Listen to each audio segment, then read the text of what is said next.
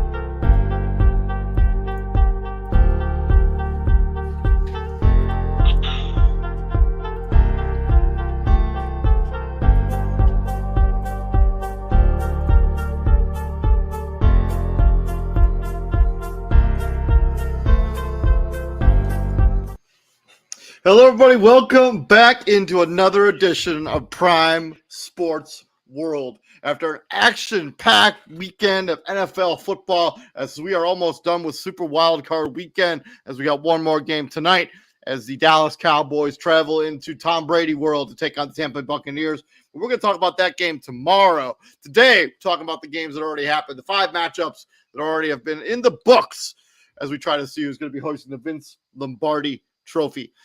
Please like, share, and subscribe to the podcast. And if you do happen to miss one of our live shows, you can also catch us on these various platforms. Listen to us on Apple Podcasts, Spotify, Amazon Music, and iHeartRadio. I'm going to share the link into the show right now.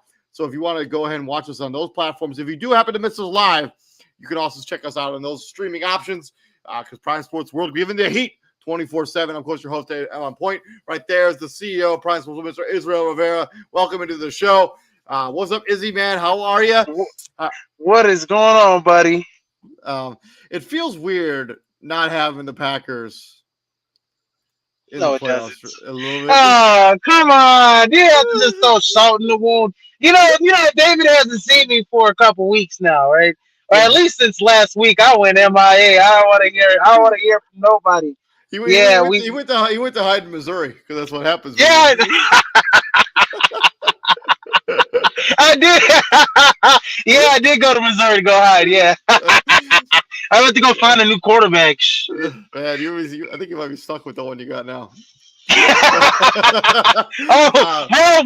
Well, you know what? We'll see. Anyways, we'll talk about the Packers off season at some point this week in a couple weeks. But Izzy joined the show. My co-host, Mr. TJ Hopkins, also joining in on the show here in a few minutes. But let's start. Also, I got bad news for you, man. The Giants are going to win the Super Bowl.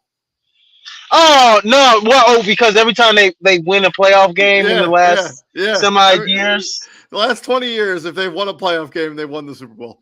So, well, the Giants fans believe that they can beat the Eagles. So we'll see. We'll see. Yeah, we'll see. Let's talk about the first matchup there on Saturday night or Saturday afternoon. Seattle going into Levi Stadium. And this first half of this game was actually pretty damn competitive, 17-16 at halftime. And then the San Francisco 49ers came out after halftime. They're like, yeah, this is going to be a real quick wrap-up as they beat down Seattle 41-23. Solid game for Geno Smith, 25-35, 253, 2 touchdowns and a pick. Kenneth Walker, 15-63 and a touchdown. DK Metcalf caught 2 in the air and had 136 yards as he was having kind of a field day against the San Francisco 49ers defense. Brock Purdy continues to be a revelation here for the San Francisco 49ers. Showed a little bit of those jitters a little bit in the first half, but in the second half, he looked like a well-oiled machine. 18 of 30, 332 yards and 3 touchdowns. Chris McCaffrey, 15 for 119. Brock Purdy also had a rushing touchdown. Deebo Samuel, Elijah Mitchell, Chris McCaffrey all had receiving touchdowns in this game, including a 74-yard house call by Deebo Samuel, as they win this game relatively easily. Yeah, man. I mean, when I look at this game, it's the tale of two halves, man. You got to be perfect for 60 minutes against the Niners, man. I mean, I wouldn't say necessarily perfect, but I mean, you can't, come out stagnant that second half and kind of, not get any, offense going. But I mean, it just wasn't in the cards for them that second half. I mean, Brock Purdy came out, they made those necessary adjustments. He looked like a rookie in the first half, right, David? I mean, we haven't really seen him look like a rookie since he started. So he looked like a rookie for a glimpse there in the first half, but he came out in the second half like a seasoned veteran. I mean, San Francisco 49ers in the second half, touchdown, field goal, end of game. They did not punt the ball after halftime.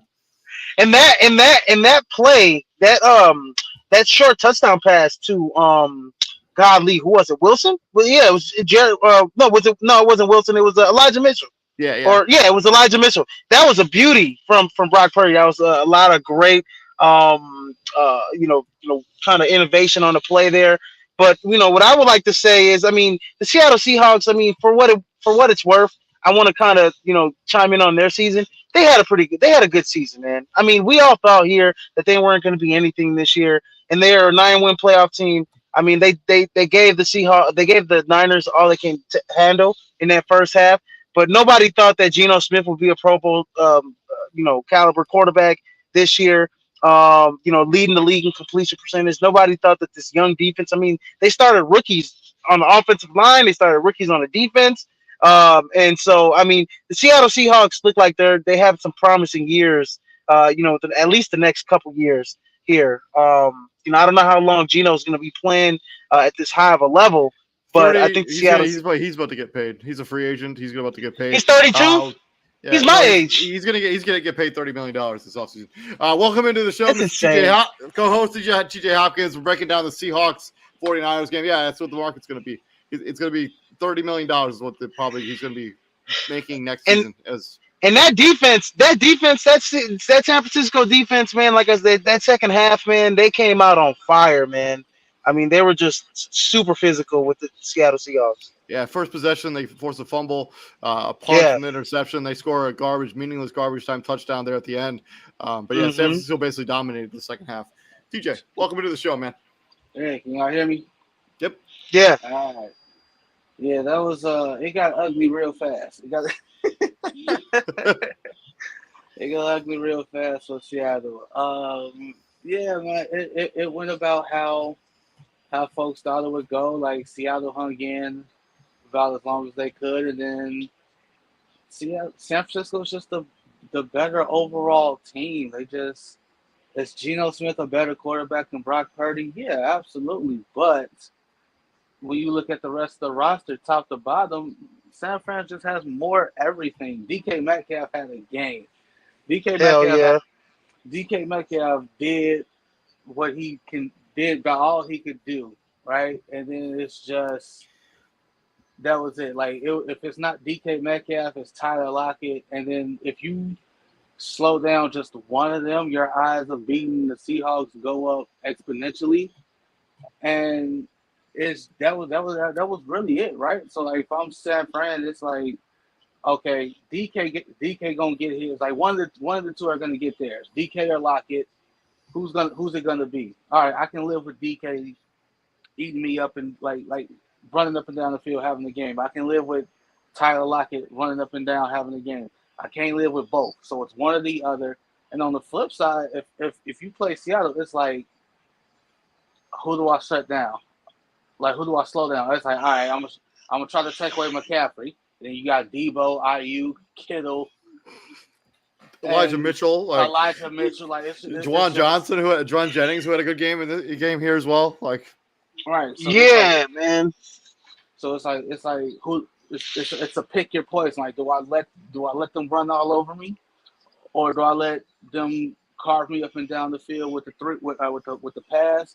So it's like if I'm playing them, it's like San Fran pretty much just bought their time. It's like, all right, eventually we gonna catch on. DK ain't gonna be able to catch nothing. Lockett ain't gonna be able to catch nothing. Kenneth Walker ain't gonna get no type of ground game going, and we just gonna steamroll them, and that's what happened. And they was at the crib, so it's crazy because San Francisco had more yards of offense than any other team that played this weekend by kind of a substantial amount. It's crazy because this is like, we talked about the rookie in the first half looking like a rookie, right? I mean, this offense, and he went top to bottom with it. I mean, you start with the offensive line, you start with the running backs, the wide receivers, the tight end. I mean, Brock, for a rookie, I mean, you have a bevy of weapons at your disposal. You just don't need to mess it up. And, in Kyle Shanahan's, and Kyle Shanahan, I mean, we're basically handing you the keys to the Ferrari, just don't crash it. And, you're just being valet here, Brock Purdy. And, honestly, I'm going to say this, man. He's actually the perfect quarterback, for the offense. I mean, when I look at the three quarterbacks that are, I mean, him and Garoppolo, I would have Garoppolo over him. But I mean, I'd have Purdy over Lance. With what with the big playability that he has, I would say Purdy's right there, 67, 68%. That's what I want to see from my quarterback completion percentage, and he doesn't make mistakes, man. So yeah, he doesn't. He for sure doesn't hurt you, and he's become probably prototypical offense. He's been perfect for this offense. He takes what the defense is giving him. He has a bunch of bevy of weapons. And we underestimate his legs. He can get it done. If he needs to pick up a first down or he needs to hurt you with his legs, he can. Yeah, 4 for 16 in this game, including a rushing touchdown. He also had a 13-yard rush that resulted in a first down. Brock Purdy's been everything you could have asked for in a quarterback that's, filling in for Jimmy Garoppolo's guys. We haven't seen anything like this since Tom Brady. It's true. Moving over to the other Saturday game, and probably the biggest collapse potentially in playoff history, one of the biggest collapses in playoff history, as the Los Angeles Chargers go into Duval County and fall to the Jacksonville Jaguars 31-30. This is after being up 27-0 right before halftime. Jacksonville did score a touchdown right before the bell there at the halftime to go into the halftime locker room 27-7. But then a big-time halftime adjustment by the Jacksonville Jaguars. Chargers only scored 3 points the rest of the game. Jacksonville puts up 24 points and ends up winning this game in regulation with a field goal at the bell to put them over the Los Angeles Chargers. Justin Herbert, 25 of 43, 273 and a touchdown. Austin Eckler, 13 carries, 35 yards, and 2 touchdowns. They were really hurt by their inability to run the football in this game. When you get up in a big lead, you want to run it down their throats and just continue to run it. They just couldn't get it done. Gerald Everett, 6 catches for 109 yards and a touchdown. On the Jacksonville Jaguars side, kudos to Trevor Lawrence, man, to not just pack it up after a really rough first half. 28 of 47, 288, 4 touchdowns and 4 interceptions. Travis Etienne, 20 for 109 yards. Ingram, Kirk, Zay Jones, Marvin Jones Jr. all had touchdowns for the Jacksonville Jaguars. And Evan Ingram continues a strong season for them, 7 catches for 93, as they come back from behind and beat the Chargers in a bit of a shocker. No, I know what hurt them. It's when you get into the red zone like once or twice. I mean, like 4 or 5 times, and you only scored twice, right? Like they turned the ball over how many times in short possession in the short field, and you punch it in for touchdowns. They limited you to 3 points the rest of the game. So, everybody wants to praise Trevor Lawrence and give him his kudos. No, that defense shut down that offense the rest of the game. 3 points in the next 30 minutes? Yeah. So, everybody wants if that had been well managed, there should have never been enough possessions for the Jacksonville Jaguars to come back and win the game. I mean, if you run the ball consistently and you shorten the game, you should win this game just by default. Just by having long possessions, you hold the football forever, you run the football, you burn clock. Jacksonville was able to come back because they were not able to kill the clock and they were not able to put points on the board while killing the clock. Hey, it really is. Like, if I turn the ball over on the short field and I hold you to 3 versus giving up 7, that's just as much of a win in my book as anything. Sure. They had one interception that was kind of in Charger territory. That wasn't really a short yardage interception. This one, they scored a touchdown. The other one, they should have probably scored a touchdown. They scored 2 touchdowns on the 2 interceptions. Asante Samuel had probably one of the best defensive halves I've ever seen by a cornerback in quite some time. I mean, and he could have had another one if he turned his head the wrong way. If he turns his head the right way and looks back in time, he would have had a 4th one. Yeah, when I look at this game, bro, TJ, I think about the fact that the Chargers just couldn't ice it out. You're up 27 points, 27 points. How aren't you running the football to ice this game away? To even play, you got the clock. The clock is your friend at this point.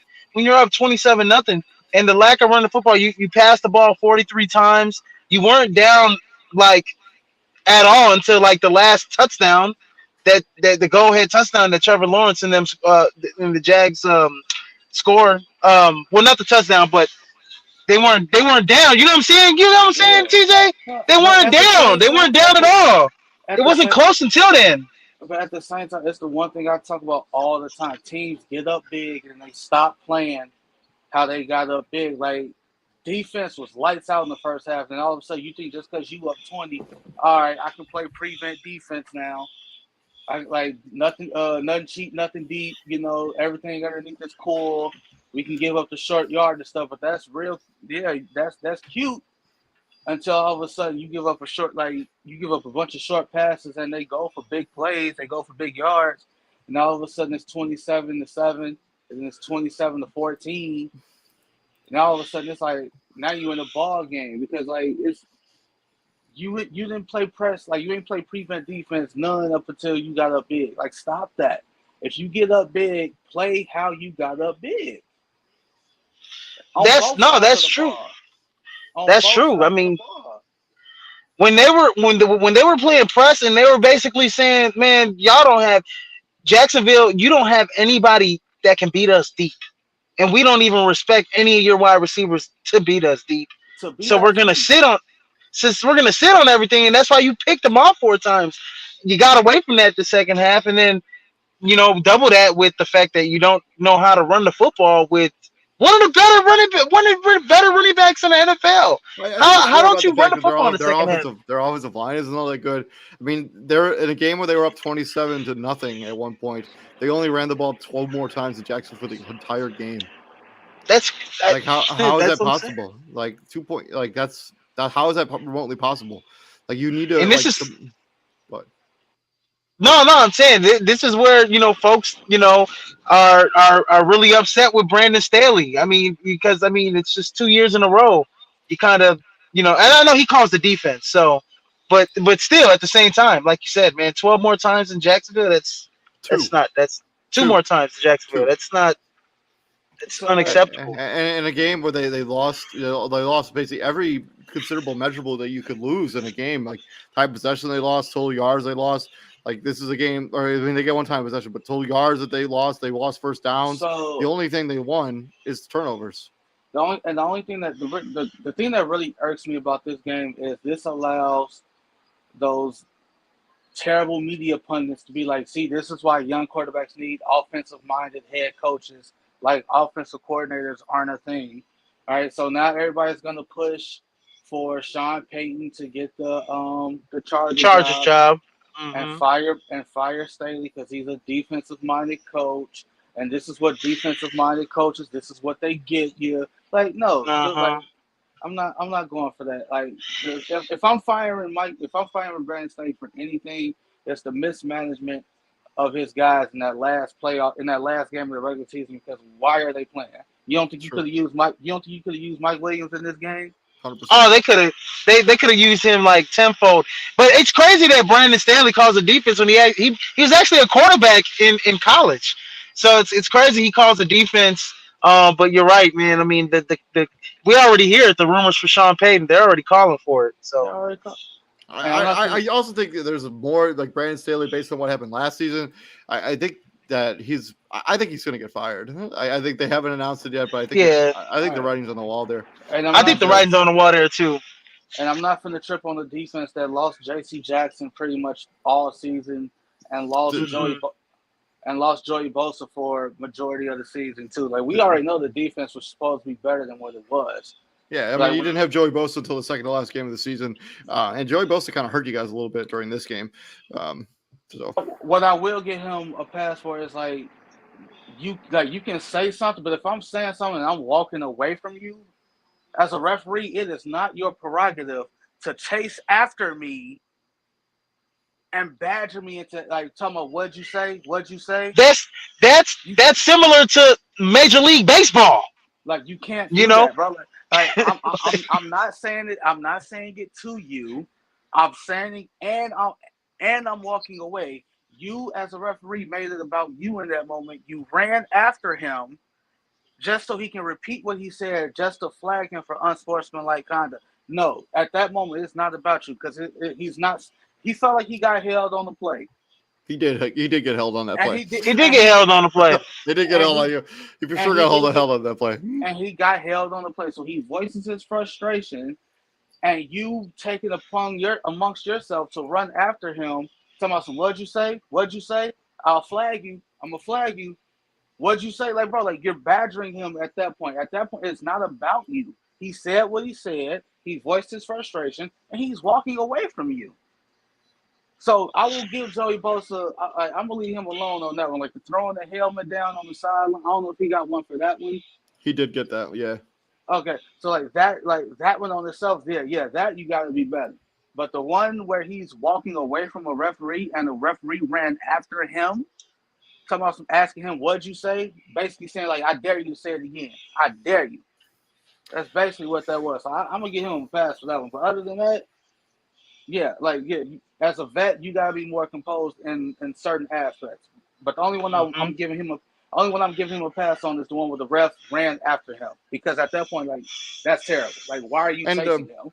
On the other side of this, the Jacksonville Jaguar side of this, man, good, like for Trevor Lawrence to keep it together after throwing 4 picks in the first half, to be able to, keep himself together. And Doug Peterson, this is why you hire a guy who has Super Bowl experience, able to keep that ship afloat in halftime. I don't know whatever he said, but that defense turned it around, that offense turned it around. So, and I'm gonna tell all I got to say that is, turn the ball over 4 times against Kansas City or Cincinnati or whoever you play next. Man, they play Kansas City next. And Arrowhead. Speaking of that, the team that turned it over a bunch, let's talk about Miami going into Orchard Park and taking on the Buffalo Bills. Buffalo 34, winning that game 34-31. But this game was way closer than it probably should have been, given that Miami's starting their third string quarterback. Skylar Thompson had moments in this game where he looked the part, and then he had other moments where he for sure did not. Skylar Thompson, 18 of 45, 220, 1 touchdown and 2 interceptions, including one that was like basically sealed the game there, where they gave the ball back to Buffalo within like 10 yards of the touchdown. Jeff Wilson, 10 of 23 on a touchdown. Tyreek Hill, 7 for 69 and 0 touchdowns. Mike Gesicki had the lone receiving touchdown for the Miami Dolphins. On the Buffalo side, Josh Allen, if you're going to want to continue bowling in the playoffs, you're going to have to be better than this. 23 of 39, 352 yards, 3 touchdowns, 2 interceptions, and a fumble. They went for 6. Devin Singletary, 10 carries for 48 yards. I still don't think he got that first down that quote unquote sealed the game. No, he didn't. He but short. I don't really know why they couldn't overturn that. But I would have just marked him short, and then like your QB sneaking at the next play anyway. Yeah. So and then James Cook had the rushing touchdown, and then Gabe Davis and Cole Beasley and Dawson Knox all had receiving touchdowns for Buffalo. But yeah, this is a game Buffalo should have won. They should have won this game easily. But Josh Allen could. What we've seen a lot from the Buffalo Bills this season, they make a lot of mistakes on offense, turn it over 3 times in this game, gave Miami the thought that they could win this game. Well, I think 7 times. I think at the same, I think what we got to do is, like, if I throw a pass and it hits my receiver in the hands and it caroms off his hands and goes and gets picked off, at that point that shouldn't be on the quarterback's fault, because I agree with you. No, the ball hit the pass hit the receiver in the hands, bro. Like, come on. We also saw a couple touchdowns get overturned. Like Dawson Knox could have had 2, but they overturned 1. Stephon Diggs couldn't get his feet down on the one-handed catch, on the one-handed one. Like we thought that was I thought that was a touchdown, but that was beautiful. Right? He couldn't get his 2 feet in. I just want to point out the difference in offensive line. So like we already know Miami is just San Francisco East, right? Like that's pretty much it. So I guess minus the amazing offensive line, they're doing it with a lot of patchwork offensive linemen. Exactly. So that's the point I'm getting to. So we all remember the double pump fake play that Brock Purdy ran in Seattle, where he hit the tight end up the middle for a touchdown. Like George Kittle was like wide open.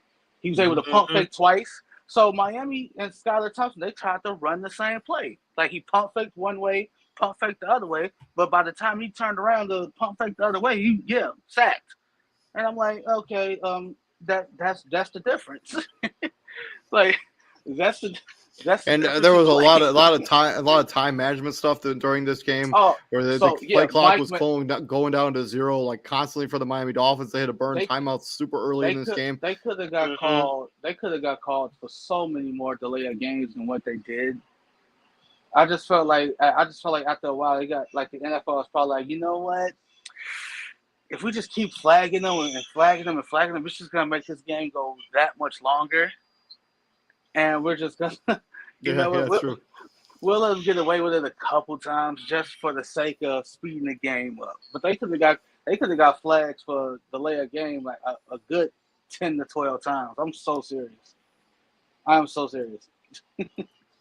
That had to be probably the ugliest like end to a second half that I've seen, or the end to a first half that I've seen in a long time for Buffalo.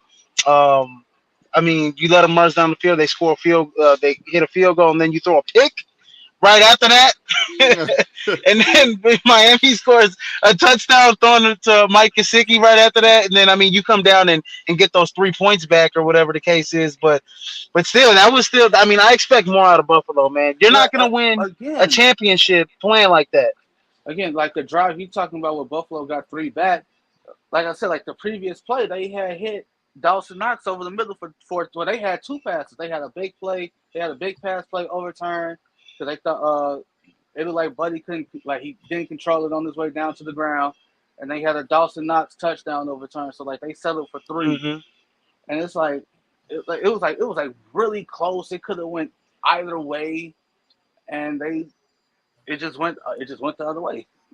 At this point, like it is what it is. Like what I don't want to hear is, hey, if we had 2, we would have won. I'm like, I'm not gonna go that far. Like I'm not going.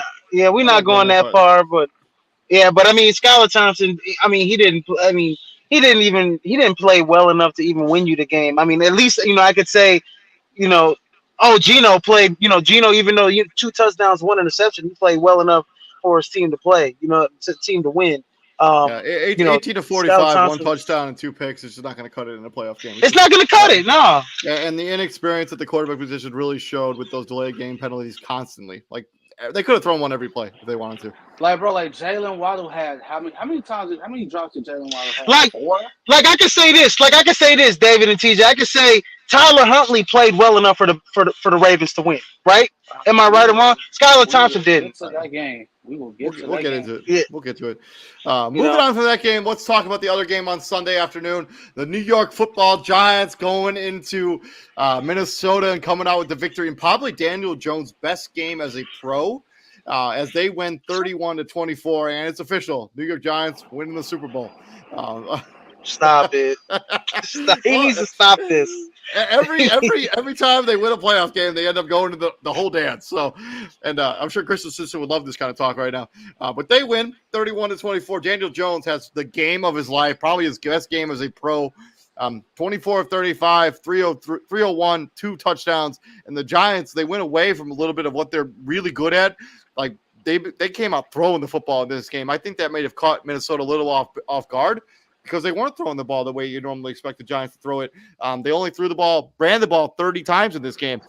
17 of those were by Daniel Jones, who was leading rusher. Saquon Barkley got 2 on the ground. Isaiah Hodgins and Daniel Bellinger all had receiving touchdowns for the New York Giants. On the Minnesota Vikings side, this is kind of what we kind of thought would happen with Minnesota eventually, because they weren't probably the worst point differential team for a team that had 13 wins ever. Kirk Cousins, 31 of 39, 273 yards and 2 touchdowns. He also had a rushing touchdown, as Dalvin Cook only had 15 carries for 60 yards. TJ Hawkinson had himself a game here. He's probably going to get paid this offseason. 10 for 129 yards. KJ Osborne and Irv Smith Jr. had the lone receiving touchdowns. And Justin Jefferson, pretty quiet in this game. It's only at 7 of 47. 4 for 47, right? 7 for 47. 7 for 7. Well, yeah, they singled had him. And again, if I play the Minnesota Vikings and Adam Thielen go crazy and he beat me, you walk to the middle of the field, shake hands, say good game, good luck down the road. Same thing with TJ Hawkinson or KJ Osborne. I'm not letting that man erupt and go crazy on me just so he can hit that gritty up and down the field. I'm not going. No, it's not happening. Not today. Obviously, everybody wants to talk about the 4th down play. Like we'll get to that.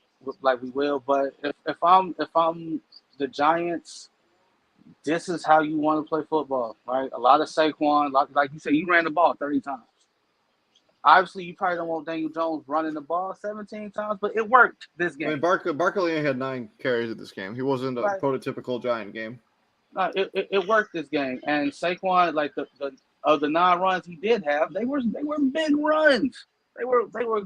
They were clutch, big. 2 of them for touchdowns. Yeah, that one he ran for 28 yards, where he was like spinning through defenders, was towards the end there. All right, obviously, I'm pretty sure Brian. Was that Barry Sanders-esque? Yeah, it was. Yes, it was. I'm pretty sure Brian Daboll don't want Daniel Jones running the ball 17 times, but this game it worked. You do what works. Like that game it worked. It's changing on a game by game basis. We already know that. I was and he did it with the hodgepodge receiving core that it is. Like he did with guys who he was comfortable with. They didn't try to force a guy like Kenny Galladay back into the equation. Yeah, I think he played 1 snap in this game. He played 1 snap. I think he had 1 good block that freed up Saquon Barkley. He did have a great block on that one play, but that was it. Yeah. But you did it with guys like that he's comfortable with. Darius Slayton, Isaiah Hodgins. These are the guys that got you here. Richie James. Daniel Bellinger. Daniel Bellinger. Like these are that's who brought you there. All right.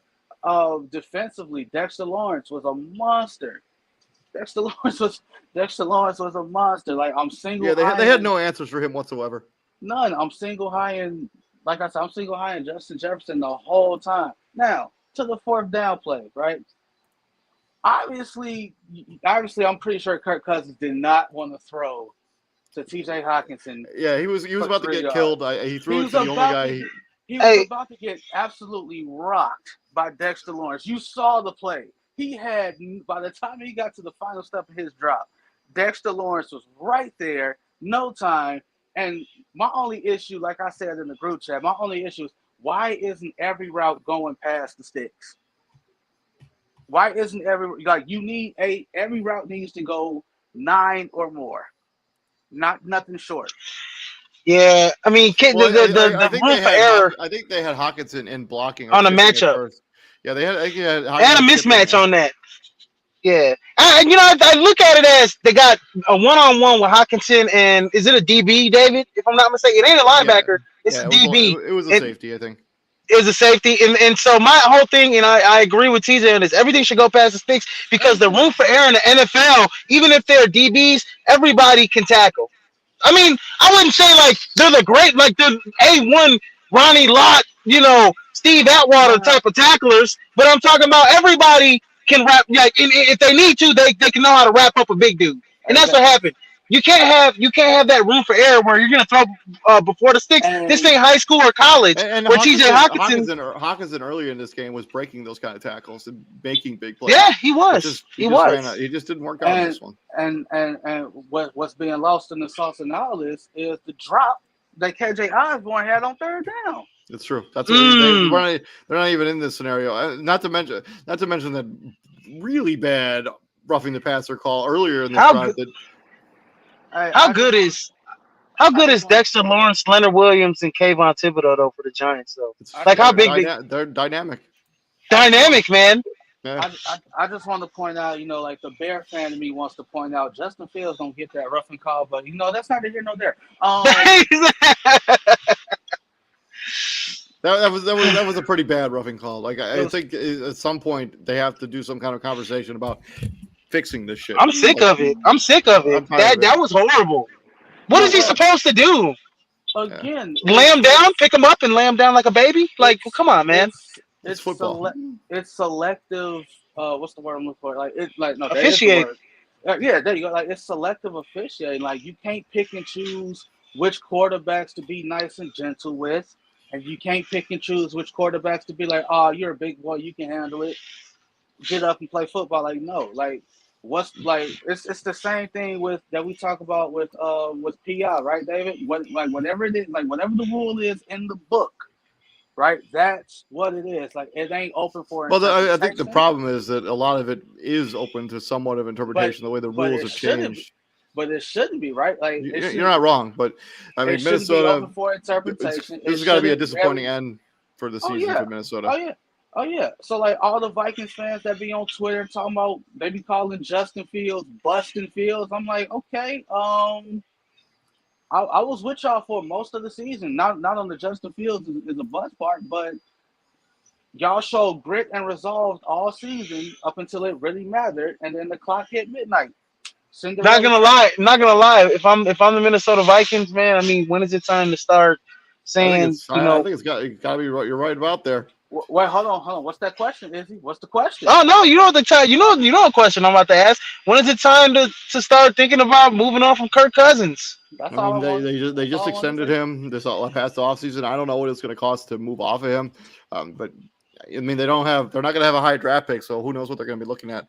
So like We'll the talk about options, like it's like the situation that you run into with that. It's the whole options and choices. You show me my options, and that tells you what your choices are, right? Like so, just a hypothetical, right? Hypothetical. Is Derek Carr better in that situation? no. No, he's not. I'd No, rather he's have Kirk not. But Cousins. You'd rather have Kirk Cousins, right? Yeah, yeah, but Okay. at this point, guys, I man. mean, he got all this. I would trade. I would call up the Jets. I'd be like, hey, yo, if you give us Zach Wilson and some stuff, and we'll give you Kirk Cousins. And I think you see if there's anything left in Zach Wilson. You give him some serious weapons in Minnesota. See if he can recover his career. You That think would that you think that would I would love to have that conversation when we talk about them in the offseason because Yeah, honestly, man, I think Kirk Cousins right now what we're looking at is he's a quarterback that what is his record in the play? He's got one win in the playoffs. yeah. I mean, but One if win. you send him to the Jets where they have that high flying defense, I think they get a running game I and think the that'd be si- interesting. He'd make them relevant again. He'd make them relevant, but it's gonna be the same stuff. He's We'll like, see. you know, no, like they have he has a equally respective receiving core. The only difference is none of those guys on the Jets are obviously Justin Justin Jefferson. Jefferson. That's yep, really it. yep, So like, that is it. instead of having that one dynamic guy, he has a trio of Adam Thielens, which that's not a bad thing to have, right? True. Like No, not at all. Not at all.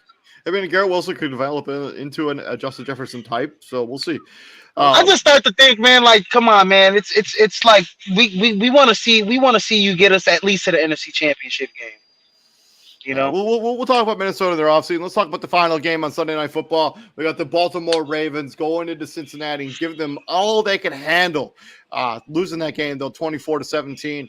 Tyler Huntley, 17-29, 2 touchdowns and a pick, and the costly fumble that went back 96 yards for a touchdown for Sam Hubbard as he tried to jump from the 3-yard line into the end zone, and he just never made it. He ended up fumbling the ball. J.K. Dobbins, good game for him here, 13 of 62. Mark Andrews, 5 catches for 73 yards. Demarcus Robinson and J.K. Dobbins had the receiving touchdowns for Baltimore. On the Cincinnati side of this, talking about Buffalo, and this won't be good enough to beat. I don't think this offensive game would be good enough to beat Buffalo in the next round. We'll talk about that a little bit more tomorrow.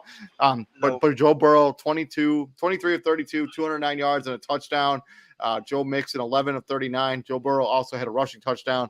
Jamar Chase had the lone receiving touchdown. Obviously, I said this. Sam Hubbard recovered the touchdown from Tyler Huntley as he tried to jump into the end zone. He fumbled the ball. Sam Hubbard took it to the house from 96 yards, 98 yards out. 96 yards, 98 yards. Hey, TJ, Tyler Huntley did exactly what you've been yelling for a couple years now. Like, why don't quarterbacks just jump over? But too far out, too far out, bro. I'm talking. He was way too far out. Yeah. I'm talking, and I'm not just talking about quarterbacks. I'm talking about quarterbacks, running backs. Like, I would rather J.K. Dobbins get the ball from 3 yards out and he jump over because he has a running start, right? Like I still think that those carries need to go to J.K. Dobbins. I mean, you drafted a running back early in the draft you should be giving him those touches. So like. He was running hard. A guy who coming off a shoulder injury who couldn't play in week 18. You're gonna have him use his shoulder to jump over your defensive line. J.K. Dobbins was running hard yesterday too. I mean, the carries that they gave him, he was running hard. Even when they were giving him the ball in the flat, I mean, he had that 120-yard catch from like where he went to like the 45 or something like that, where he like bounced off a DB. He's just running super hard, violent. I mean, I would have gave him the ball too, David. I mean, he was running super violent yesterday, but So they didn't give it to him enough. obviously, he voiced his frustration on multiple things, right? He says I want the ball in that situation. He also says if we had Lamar Jackson, we win. And I don't Lamar disagree with Jackson, that. and I don't think anyone disagrees with that because they're not in a position to disagree with that. You want to know why? This was their highest scoring game since Lamar Jackson went out. Yeah, they're averaging 13 points a game in the last 5 games. It's the most for a team that made the playoffs to average over a 5-game stretch. But Tyler Huntley didn't like I said earlier. Tyler Huntley didn't play he didn't play bad to the point where he lost you the game. Like he played well enough to win you the football game. I mean, you played well enough is what you would have wanted from Tyler Huntley. So what also was being lost here. It's like on that 98-yard fumble recovery, right? Everybody was screaming block in the back on 51. I'm like, yeah, that was a block in the back. Like, but you're not gonna call that. Like, if anything, it takes the touchdown away and it gives Cincinnati the ball at the spot where the block in the back occurred. But everybody's like, oh, he pushed him on his side. Like, no. Okay, initially he did. But if my number is in front of you and your hand is in my back and you push me, that's a block in the back. I just don't think the NFL's going to make that call. Like, they're just not. Like they want that call to stand. I mean, even if it doesn't stand, what do you give Cincinnati the ball at like the 30-yard line or something? Something like that. But like everybody's like, oh, that's not a block in the back. No football. I'm like, no, you don't know football. That's a block in the back. If my number's in front of you and your hand is in my back, by the definition, that's a block in the back. But like you said, it's not here nor there. Like that's where the game was won. That was a 14-point swing. It was. All right. And you needed a Hail Mary at the end, and you almost had it. Oh my God! Number 3, James Proche. James Proche. Yeah, he had a real chance to catch that football. Unreal, man. But yeah, Cincinnati. Unreal. I mean, we'll talk about this a little bit more tomorrow. But if you play like this against Buffalo, you're gonna lose. Like the offense just didn't have running game never got going against this Baltimore Ravens team. The offense was really not that efficient for most of the game. I mean, you know what? I expected the running game not to get going though against Buffalo.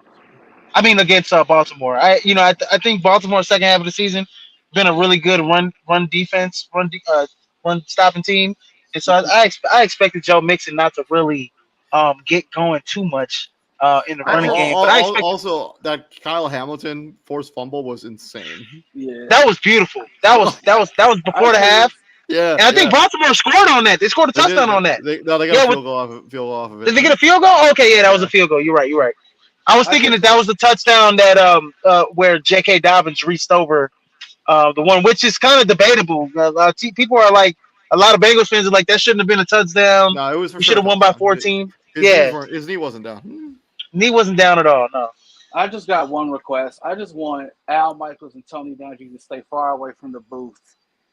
Oh my gosh! Yeah, I didn't even hate them, and I honestly only watched the first half with sound because I went out and watched the second half. But like the first half, I didn't even mind Tony Dungy and like Al Michaels. That was Jacksonville. That was the Jacksonville game, right? Yeah. I need those. At least Tony Dungy. I ain't gonna disrespect Al Michaels like that. Tony Dungy is not. It's like I said in the group chat. He's not booth talent, David. He's great in studio. But he's not booth talent, bro. Like, and like I said, like you remember how Michaels and Collinsworth used to just gush over Aaron Rodgers? Aaron Rodgers, yeah. That was. I would have liked to see. You remember that Baker Mayfield game that had Al Michaels and they were just gushing over Baker Mayfield. The guy's been on 3 teams in 2 years. Baker Mayfield. I would have liked to. I would have liked to see the other dude. What's his name? Chris. Godly. Chris Sims. Chris Sims. Yeah, Chris Sims and Al Michaels. That would have been. I think that would have been better in my opinion. I like the way. I like Chris Sims. Energy.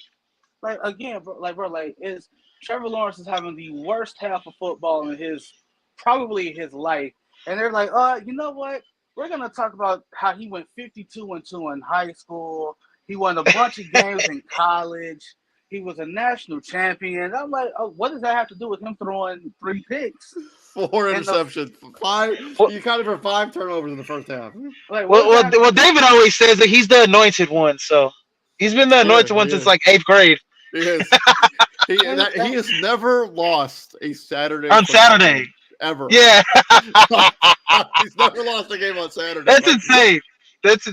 That is insane, man. And it's like, and that's kind of why I'm glad they're playing Kansas City next, because y'all, like, everybody's so quick and so ready to crown Trevor Lawrence as the next up and coming, and Pat Mahomes is like, I'm only 27. I'm gonna be here for as long as I want to be here. So while y'all ready to just seemingly take the torch, you're ready to crown him.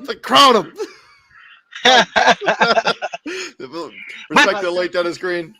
But I know you guys want to talk about this in the offseason, but quick preview. What are the Ravens? What do they have to look forward to?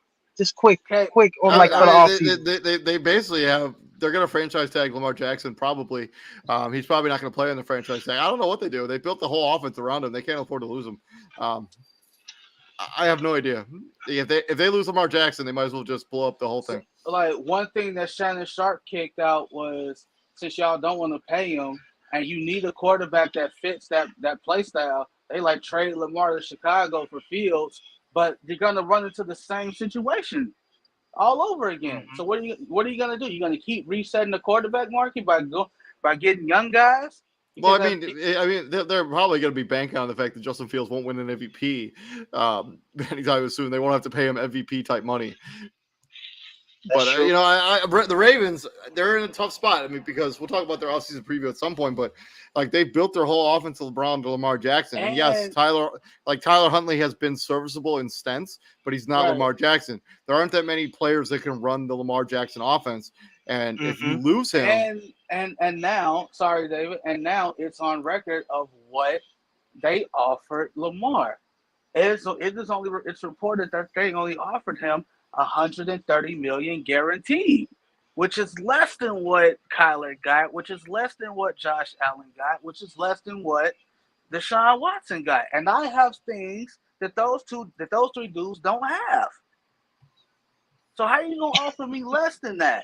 Less than what they got? You're not even going. We'll get into that. Let's Monday Night Football is about to get kicked off here in about 15 minutes. We're gonna break down that game tomorrow, and we're gonna be breaking down the divisional round games tomorrow as well. That game airs at 9 p.m. Eastern Standard Time. So hopefully you guys will check that out. Please like, share, and subscribe to the podcast.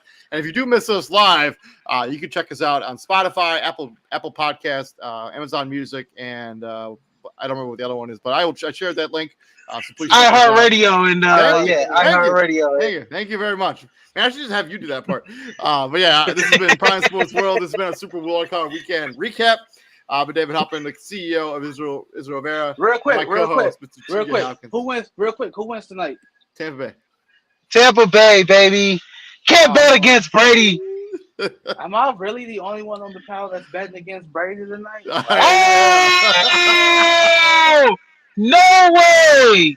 No, I gotta get this on record. Oh, we got it on record. Oh, it's on record. It's on record, ladies and gentlemen. Hey, I earned the right.